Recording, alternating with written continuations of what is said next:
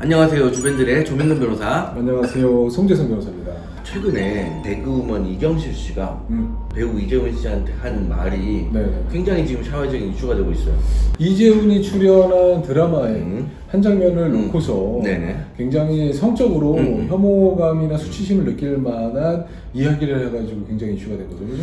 이재훈 씨의 가슴골을 보면서 네네. 저 가슴골에서 떨어지는 굴을 받아먹으면 저게 약수다.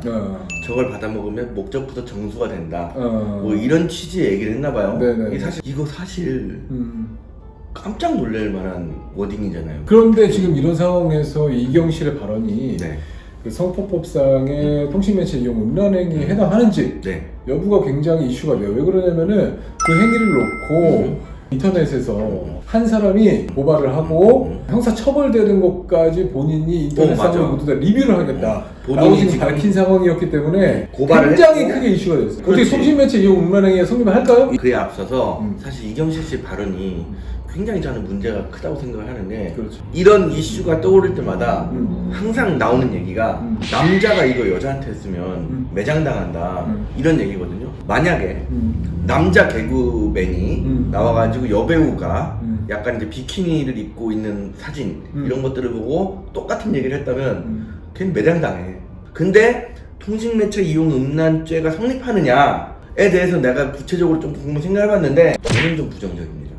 이거 의견을 많이 달리하네. 나는 사회적인 질타를 받아야 되냐 이런 부분에 있어서는 이제 여성의 가슴을 그렇게 표현한 것보다는 조금 덜 질타를 받을 수밖에 없을 것 같다라는 개인적인 사견인데, 그래서 거꾸로 통신매체 이용 음란행위가 성립할지 여부를 따질 때는 여성의 가슴이든 남성의 가슴이든 똑같이 따져서 범죄 성립 여부를 따져봐야 된다라고 생각을 해요. 통신매체 이용 음란죄가 뭐라고 됐냐면 전화, 우편, 컴퓨터 그 밖에 그 통신매체를 이용해서 상대방에게 이제 성적 수치심을 느끼게 하는 그런 말이나 음향이나 영상이나 이런 것들 전달해야 성립되는 범죄예요. 그러면 여기에서 상대방을 누구로 볼 거냐가 일단 문제예요. 신체는 이재훈의 신체잖아요. 이재훈에 대해서 말하는 거냐라고 봤을 때는 우리 판례에 보면 이런 게 있어요. 남자가 여성의 집 출입문에다가 자기가 편지를 써놨는데 편지의 내용이 이제 그런 성적인 얘기들이야. 이 편지를 꽂아놓은 이 행위가 통신매체 이용 음란이다 라고 주장하면서 고소를 했고, 실제로 기소된 사건에서 법원이 어떻게 판단했냐면 편지를 출입문에 꽂아놓은 걸로는 양식 자체가 다르다 라고 해서 통신매체로 보지 않아서 이건 무죄예요. 근데 여기서 보면 이재훈은 현장에 있었기 때문에 이재훈을 상대방으로 본다고 하면 이재훈에게는 그냥 말로 전달한 거거든요. 그건 말이 안 된다니까. 아니 들어봐요. 끝까지 들어봐. 이재훈을 상대로 했으면 이건 그냥 말로 전달한 거기 때문에 이건 안 된다고 보는 거고, 만약에 라디오 방송이기 때문에 이게 모든 국민에게 다 보인단 말이지, 이거 가지고 문제를 삼을 수 있는데, 근데 그렇게 돼버리면 일반적으로 케이블 TV에서 나오는 뭐 영화 중에 뭐 벗는 장면이 있다거나 내지는 야한 영화가 나온다거나 이런 거에 대한 편성 책임자는 다 감옥 가야 돼요. 그렇기 때문에 규정 자체가 조금 너무 포괄적으로 돼 있다라는 생각이 듭니다. 그러니까 이 법률의 유연성 말고 그 범죄 행위로 처벌할 수 있는지 여부를 먼저 따지다 보면은 처벌 가능성이 있는 거 아니에요. 사실 개인적으로는 이 워딩 자체가 음란한 워딩인지 라는 거에 대해서 굉장히 애매하다고 생각을 해요. 상상의 나래를 펼치면 음란할 수 있지. 100이면 100 모든 사람들이 상상을 해가지고 음란한 생각을 하고 그거를 연상시키고 뚜렷하다 라고 한다면은 통신매체 이용 음란죄로 처벌받는 게 불가피하다고 생각해요. 성기가 들어갔다던가 아니면 성행위가 들어갔다던가 아니면 직접적인 묘사가 있다던가 그런 거 아니에요. 이렇게까지 사회적으로 논란이 있는 이유가 알만한 사람들은 다 그렇게 알아들었기 때문에 이런 문제가 발생하는 거 아니에요. 저는 그러면은 다른 의견을 제시해 볼게요. 그러면은 상대방이 예를 들면 나의 신체에 대해서 멋있게 표현해 주기를 바라는데 아예 그 상대방의 가슴이나 가슴골에 대해서 얘기를 못하네.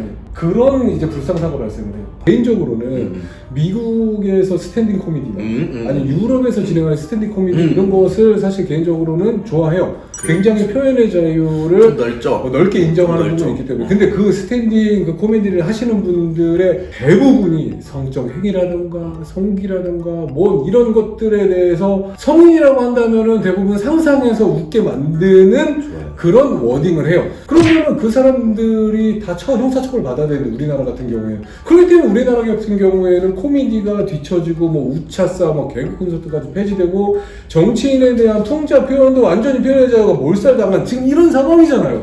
이경신일이 말한 워딩 자체는 모호하기 때문에 이 법률 규정에 해당돼서 처벌해서는 안 된다고 생각합니다. 섣부르게 처벌해서는 안 된다고 생각해요. 아주 의외의 방식으로 미꾸라지처럼 빠져나가네요. 통상적으로 그냥 통틀어서 매기를 했다기보다는 대상을 찍어놓고 저 가슴 꼬리 이런 식으로 얘기를 했기 때문에 이게 사실 더 문제가 있다고 아유, 상대방이 있든 없든 간에 통신매체 이용 음란행위 성립 여부는 아예 달라지지가 않는데 어쨌든 여기서 한 발짝 더 나가서 통신매체 이용 음란죄 처벌 규정의 위헌성에 대해서는 저희가 촬영 전에 살짝 얘기한 바로는 어느 정도 인정을 하고 있는 것 같아요. 문제가 좀 있어요. 사실 남성이 적으로 너무 억압된 사회예요. 구체적인 객관적인 증거가 없는 상태에서도 성범죄가 많이 인정이 되고 그 다음에 피해자가 정말로 일관되게 진술만 해버리면 한순간에 성범죄자로 낙인되고 이런 사회에서 남성들이 워낙 길을 못 펴는 상황이 되니까 남자들이 진짜 약간 도간에 든 쥐가 된 거야. 이렇게 하세요, 조 변호사님.